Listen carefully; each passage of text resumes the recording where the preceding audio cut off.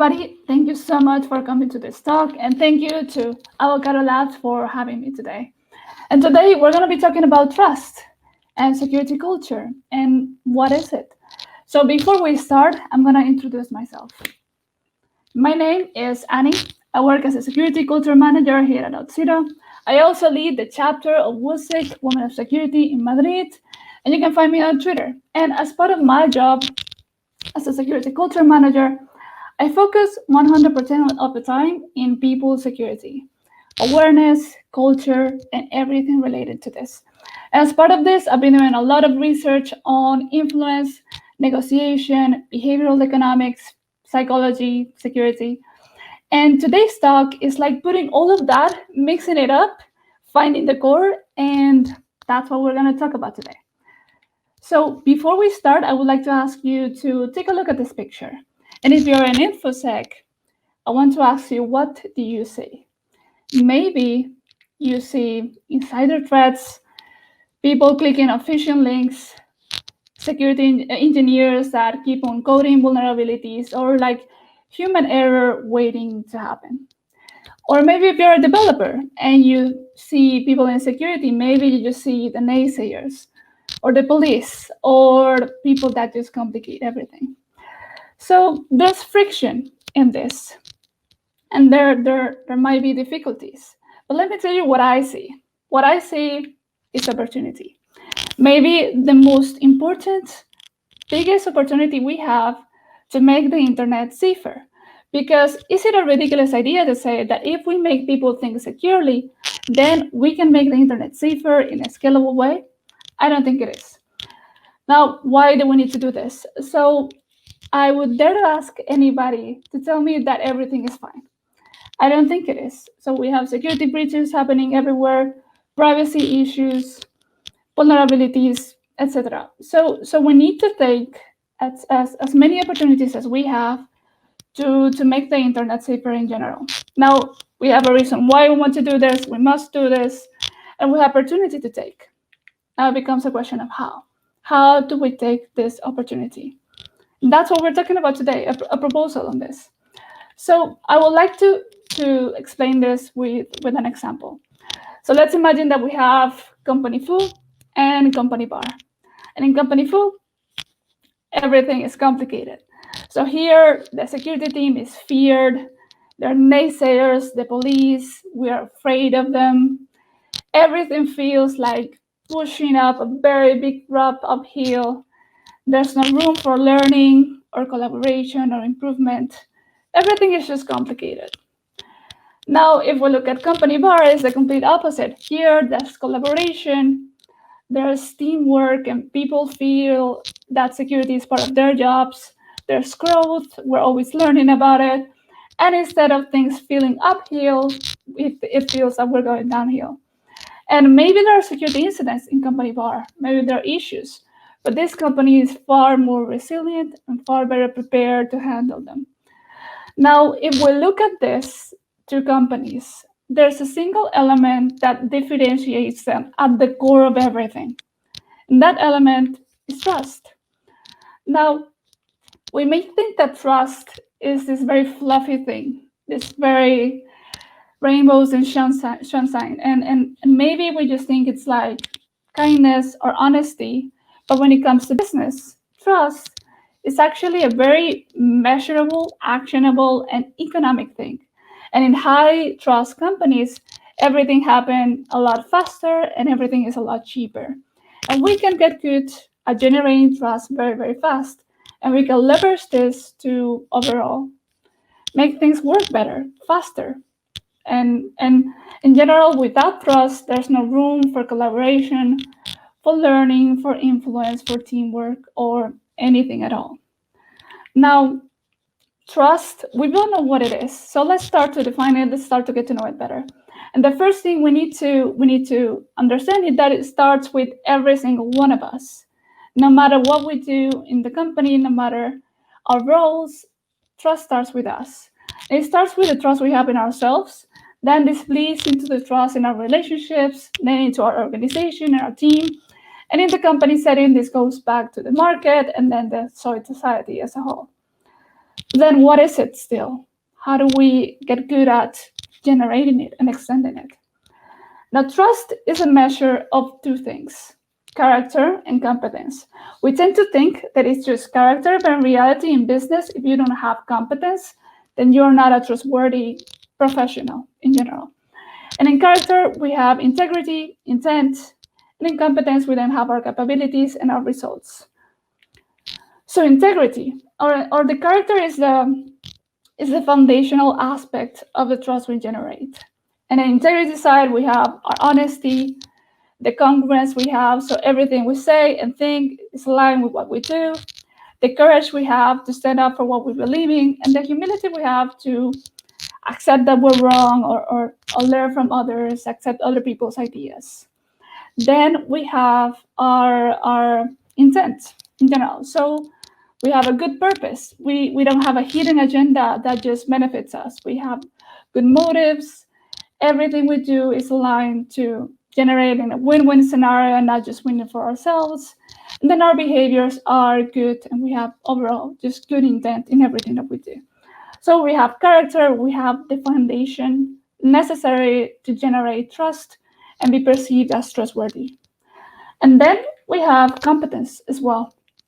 So when it comes to business, this is absolutely key because ultimately you're doing a job and you must be competent about it. So first we have our capabilities, what are our talents, our attitudes, our skills, our knowledge, our style, and also our attitude about it. So if we keep learning about it, we have a growth mindset, we overall believe in continuous education.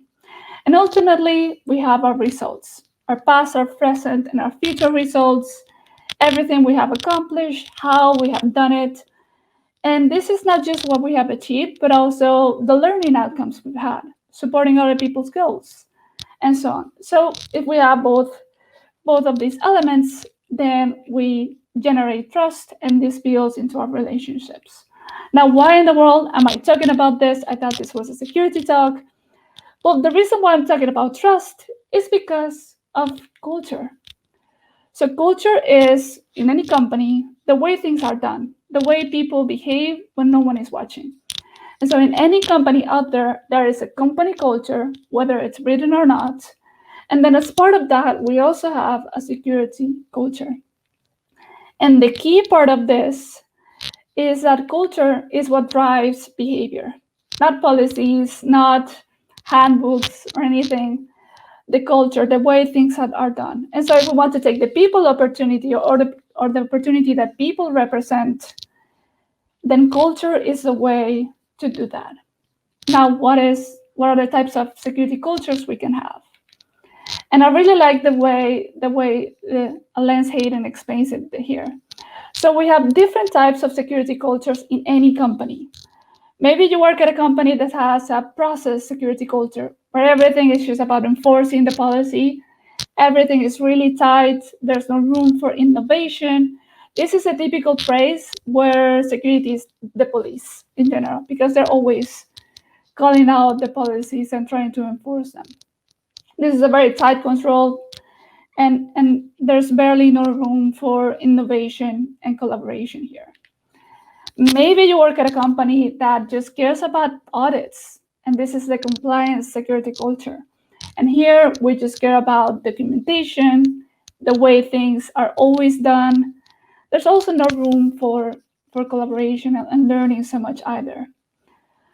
Maybe you work at a company that has more loose control, but that cares a lot about external results. So this is the autonomy culture, or what I call it the sheep culture. And here, security is considered, but maybe not so much, because what we care the most is getting results and getting them fast. Maybe a lot of startups are here. And now we have a trust culture, a trust security culture. And now we know what trust is. So trust security culture is the culture where we care more about building relationships and now working together and empowering people. And this is a security culture where people feel that security is part of their jobs. Everybody cares about it. They're accountable about it. They know about it. And so this is a security culture that we want to have in our companies in order to take the opportunity that people represent the best way possible. Because then security is not just the job of the security team, it's everybody's job. And that's led to trust. So how do we generate or in general instill a trust security culture in our companies? And this is my proposal about it. And I would love to start a conversation and get to know what you think. But what I think is that we need to have two pillars. In one way, we need to see or behave, the security team needs to behave in a way that's people-centric, where we change things through influence rather than mandatory things, when we seek mutual benefit, and where we as an org and as a team are perceived as trustworthy. And then we need to turn everyone else in the company as allies as well. They're knowledgeable, committed, they're engaged, and they're responsible. And how do we do this? So in general, we're doing trust, we're generating and inspiring trust. And so the way I see it is that imagining having a huge bank account where we're making trust deposits each time. Maybe if you're a leader in the company, maybe you can make a larger deposit, but everybody and all parties can make deposits to this account, depending on our sphere of influence and depending on what we do. But then again, trust starts with every single one of us, what we do or don't do. So some ideas or some ways we can make deposits here. And on our side, or the security team side, one thing that I should focus on is that we can start with ourselves. And the first thing that I would say is having a win-win mindset. So how do we help people achieve their goals in a secure way? How do we help engineers code securely? Or sales and marketing do their jobs in a secure way? Sometimes we may think about security too much, or maybe that's the only thing we consider. But this is about opening up and considering the business as a whole, the business risks, their goals and objectives, and how do we have a win-win scenario. This is a way to make a deposit. The second thing that I would call out is having customer service. So in any company out there, people will need to reach out to the security team for anything. Maybe getting a risk assessment or threat model, or maybe reporting a phishing email, asking a question. So some of these principles we can implement and generate that trust. So first, approachability. How easy is it to contact us? If we have a ticketing system, channel in Slack, how is it? How fast is it? Showing interest, showing that you care. So creating a safe space for the user and having empathy, understanding them, actively listening. So listening to understand, not to reply, not interrupting people and paying attention to what they don't say. And then interviewing, asking questions to clarify, but never in an accusatory manner. So here I used to ask why a lot, because I believe in doing things for a reason. But when you ask people why, this tends to make them feel defensive and accused. So you can change this and just ask what or how questions instead, and that makes people feel a lot more safer. And then when you answer those questions, then thanking people, praising them for contacting the security team. For a lot of people, this may feel very intimidating, very scary. So just making them feel safe. And this is a tip that I would strongly recommend you to keep, is that removing no problem and you're welcome, and just changing that for anytime, happy to help, my pleasure. Because in the end, we are happy to help. And following up, so keeping our SLAs, keeping any commitment we make, and making the customer, everybody feel safe. And then third thing that I would say is improving our communications. So behaving or talking in a way that's more tactful, that shows more empathy, keeping any commitment we make. If we say we were going to do something by X date, we do it. Explaining why. So this can be very important to helping people adopt new processes, new policies overall. Just telling people why is it important to use MFA or follow this or other policy. Clarifying expectations as well, depending on what's needed. Keeping people accountable to any agreement or any commitment that was made, and keeping ourselves accountable as well. And no FUD, so no fear, no uncertainty or doubt. For a long time, I feel that in security, we've been scaring people a little bit. So I think we need to remove this, and instead of asking people to do something because there's a consequence, we can show them that there's a benefit for doing it. And then it's all about building relationships in the company, being seen, having empathy for people, and caring about the whole, not just security, but rather people as well. And then on the other side, how do we turn people into allies? And in a lot of cases, this comes down to changing behavior. So, how do we help them become knowledgeable, committed, engaged, and more responsible?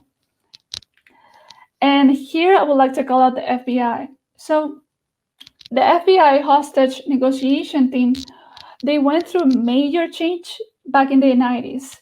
So back then, hostage negotiation was like a problem-solving thing.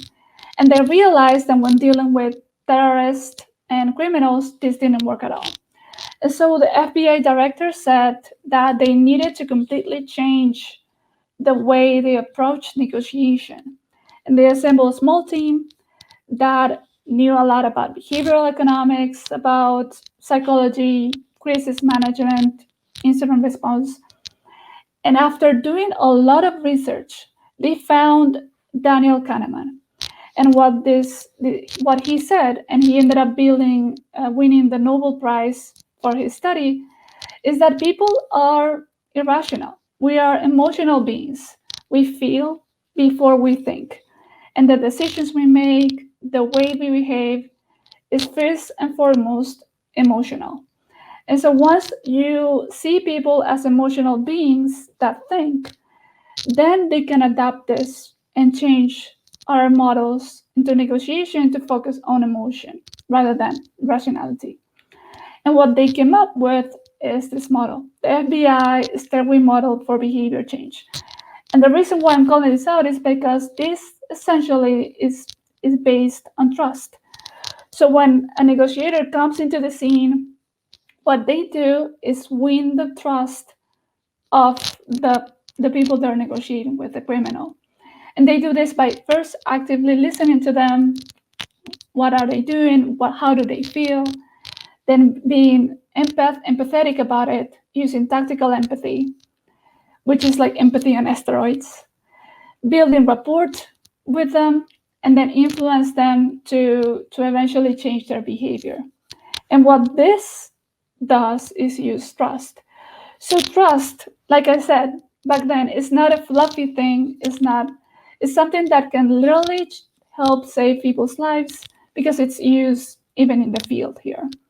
So what I believe is that we can use this model to eventually help people change their behavior. For example, if they don't care about security, if they have negative feelings about it, if they think that it's not about them, we can start by listening, then having tactical empathy, building rapport, and using influence rather than mandating change, and using trust. So let's say that we're in a company and we manage to change people's behavior. So afterwards, I believe we need to make or help make security part of people's identities. So we need to talk in their language. How do they feel? How does it benefit them? Because ultimately, people do things for their reasons and not ours. And we cannot talk to everybody the same way. So for sales, maybe we need to adapt our message. For finance as well, how does it benefit finance? How does it benefits engineering, sales, marketing, and so on? Make it part of who they are. And then use it intrinsic motivation rather than extrinsic motivation. Now, let's say that we manage to change the behavior. It's part of their identity. They care a lot about it. What if it's not valued by their leadership? So then we need to also consider that executives and directors and people in leadership positions, they also need to be allies to the security team. So what are the priorities? Are there too many competing priorities? How is security prioritized compared with other business needs? What's praised? What are the behaviors that we praise? So is there a focus on shipping rather than shipping securely? How do we turn security into a quality metric? that people get praised about. And then what support do they have? So do they have the time to learn about security, the resources they need, the time to do this? So we need to also get the support for the people that can make sure that this is well taken care of. And let's say that we have executive supports. So now we also need to enhance people's capabilities. And so in many places, the security awareness training is 1 hour long, extremely boring, annoying training that nobody cares about. But what we should do is see this as an opportunity to help people grow and learn about security. So instead, we can train people throughout the year, doing multiple trainings that are fun, that are engaging, that are short, easy to consume, that use a language that people can relate to, mentorship, having Ask Me Anythings with people from the security team so that they can learn about what we do, what are opinions about anything, resources, books, videos, training, tools, anything that people might need. So we should never be denying anybody a security book or anything like that. And then focus group, they can be very effective. So for instance, the security champions in engineering, security ambassadors for everybody else, or maybe just smaller focus groups of people working together towards a certification, for example.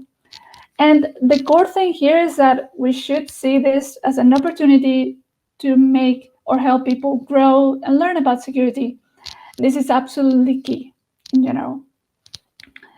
So we have all of this, and one thing that I would like to call out is that I'm not talking about trusting people blindly. So we need to extend trust in a smart way, and this means that we have a high propensity to trust, but we also have a high analysis. So we extend trust with judgment.